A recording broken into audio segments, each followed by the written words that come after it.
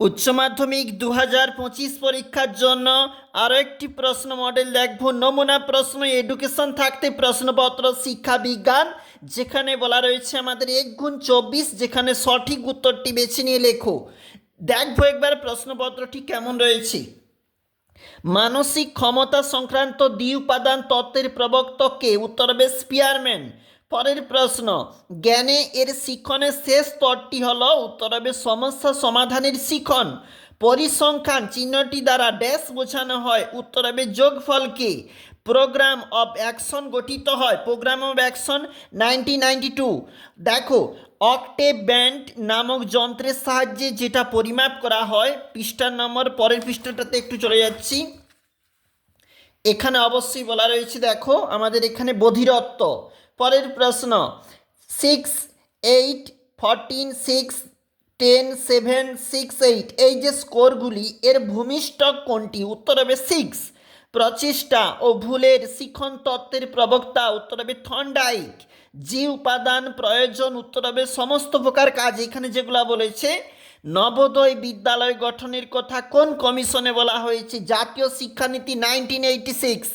শিক্ষাকে যুগ্ম তালিকাভুক্ত করা হয় সংবিধানের যে সংশোধনীতে? উত্তর হবে 42তম সংশোধনী। পরের পেজটা একবার দেখো কি বলেছে। কম্পিউটারের স্থায়ী স্মৃতি হলো রোম। মূক ও বধিরদের জন্য মৌখিক পদ্ধতির প্রবর্তন করেছিল জুয়ান পাভলোভনি।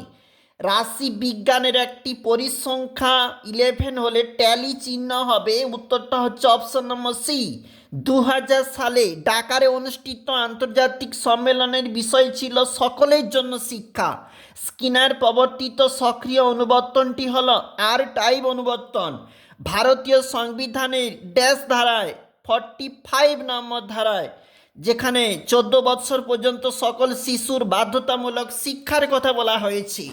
পরের যে পেজটা একটু দেখছি, দেখো যেখানে বলেছে জনার্দন রেড্ডি কমিটি গঠিত হয় 1992-তে। ভারতীয় প্রতিবন্ধী দিবস পালন করা হয় 15ই মার্চ। সরকারি চাকুরি সংক্রান্ত সমসুযোগের কথা বলা হয়েছে ভারতীয় সংবিধানের 16 নম্বর ধারায়।